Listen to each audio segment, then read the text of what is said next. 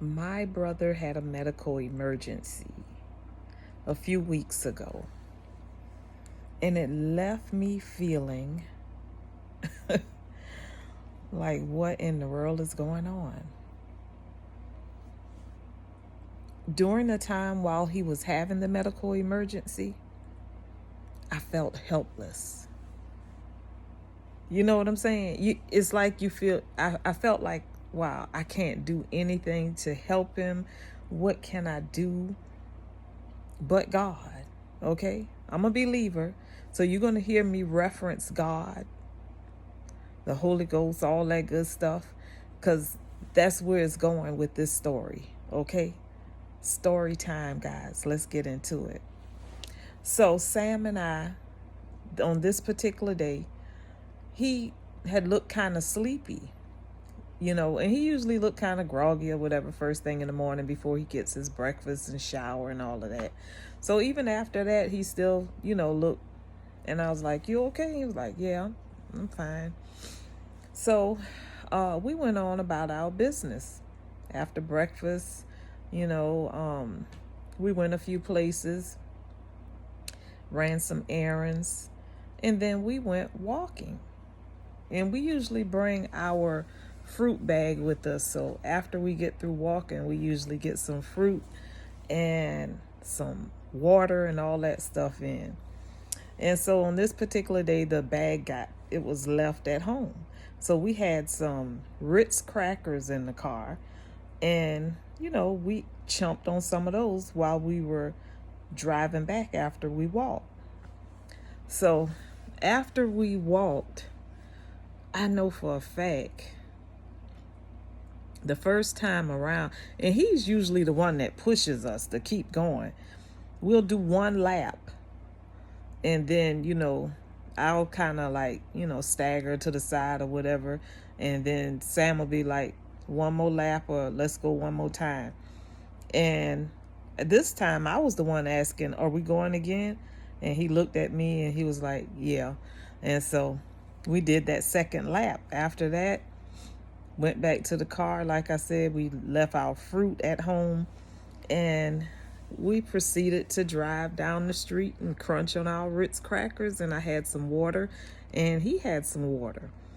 So once we got onto one of the streets right outside of the mall or whatever, I noticed that there was a ambulance in the lane next to us. Now you hold on to that right there, about the ambulance being on the side of us. So we're driving on down. I'm driving on down to a few streets down, a few blocks down, and I get to Hodgson Memorial and Stevenson. And so I turn on to Stevenson, and I proceed to go on to Habersham. And the ambulance, I thought they were going to cross over earlier and get in front of me, but God had it another way.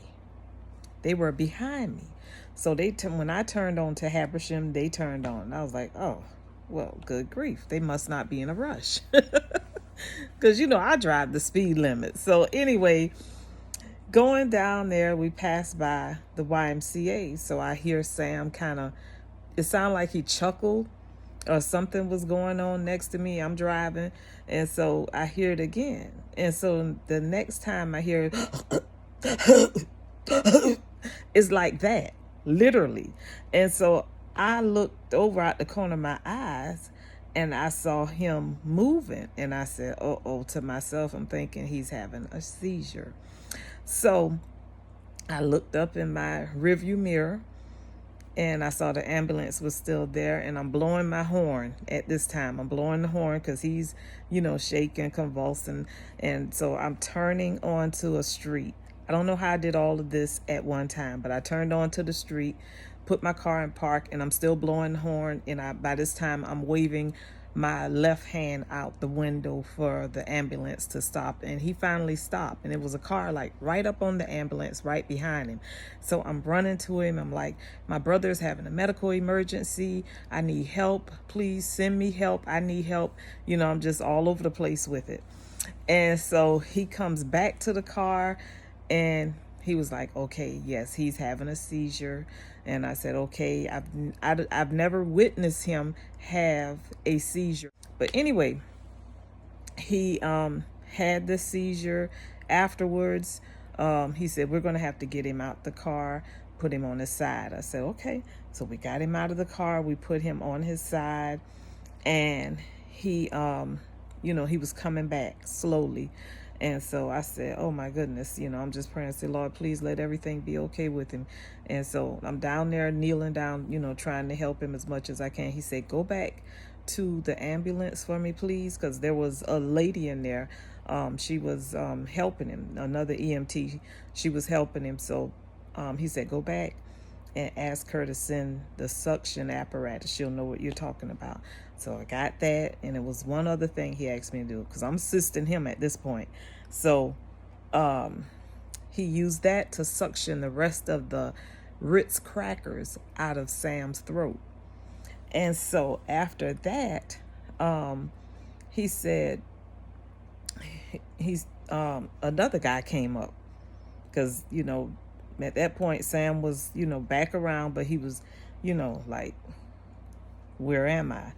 And so when that guy got out, that started an IV on his arm, because he used a large needle. And Sam was looking like, what in the world's going on? I said, calm down. I said, they're here to help you. I said, don't worry. I'm right here with you. And so they started the IV. Then when the other ambulance came up, they wanted to get him. And I want to make note of this. I want you to know that Harrison, the guy who stopped to help me, they had a person in the back of the ambulance, but he told me it was a non-emergency situation, but there was someone in there, and that's why the car was right up on the ambulance like that. That was probably their family member. So I'm thankful. I told him thank you so much, and I kept telling the rest of them thank you so much, because I know if I was out there by myself, being that I've never witnessed this before, I sweat just thinking about it. I probably would have panicked. I probably would have, you know what I'm saying? I would have called 911, but you know how we're all over the place. So when I say we, I'm just saying about family members and friends who are around people who get sick. You know what I'm saying? So needless to say, Sam was transported to the emergency room. I got there a little bit before them. I went in the back, stayed with him. I guess they observed him for a few hours, maybe 2 hours or so. But the head person kept saying, he said, well, maybe it was just he choked. And my mind just went on. I keep seeing these videos on YouTube talking about Medicare is not going to be around that long, and how Medicare patients aren't getting good care. And so that's the first thing I'm thinking about. And I said, I'm not going to get indignant. I'm not going to act out of character, but I'm just sitting back and watching. But I had one nurse, a male nurse, who was very helpful. He was very observant, and he came over and he said, did the doctor come back and release him, because he's doing good? And I said, yeah, I was thinking the same thing, when are we going to get the papers? And he said, hold on. He said, I'll get everything for you. I'm going to go ahead and get him cleaned up. Because like I said, they started an IV, but once he got into the emergency room, the IV was shut off, but he still had all the, the needle and everything in his arm. So the guy came over, cleaned him up, and he gave me some paperwork, and he said, y'all free to go. And I said, can he get some socks? Because once we left the mall or what have you, he kicked off his shoes and he put his flip-flops on, his slides. So his slides, they were in the car. And so he said, sure. So he gave me those, and I said, can we wheel him out in a wheelchair? Because evidently they poured water or something on him. He told me later on that they poured water on him so he wouldn't go back to sleep. And I understand that. They don't want you, dozing off. So anyway, long story short, he got all that stuff for me, got us ready, got us out of there. And I hope I didn't miss too much about this story. I didn't want to make it too long, but I say all this to say this here. Continue to pray before you leave home, because that's one thing that Sam and I do. With the ambulance being behind me, I knew God was in it. I'm telling you, I knew he had something to do with it. I'm a believer, and I just know he had that extra step, that extra cushion there for me, because I was a nervous wreck, wondering, okay, hey, I'm waving out the window, blowing the horn, and just right there with him, and still calling his name, Sam. I'm thinking that, he started having the seizures maybe back in his early 20s, because I don't remember him having them when he was younger, when we grew up in the same household and everything together. But to God be the glory. He's doing well today. He is feeling wonderful. Sorry guys, I'm just a faucet sometime when it comes to things like this, because it's so, things happen so fast. It leaves you speechless, and I'm just so grateful that God shined on us on that beautiful day, even though it was raining, even though things didn't look too good. Because I'm telling you, when we put my brother out on the pavement and we had to put him on his side, his eyes were rolling in the back of his head. His head was just, but God brought him through it all, and he didn't have to stay in the hospital.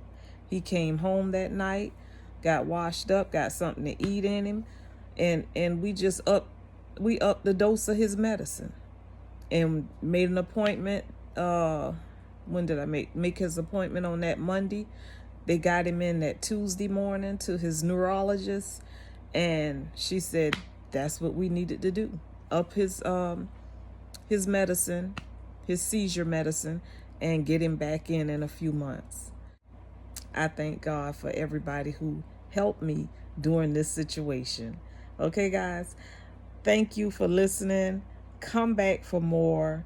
That's all that I can remember right now. If I left anything out, I apologize, but I am just grateful. Don't forget, thumbs up this video, leave a kind comment. We can encourage each other without pulling each other down. Remember that. We don't have to pull each other down to encourage each other, okay? Let's lift each other up. Lift each other up in prayer and in kindness. Talk to you soon. Have a great day.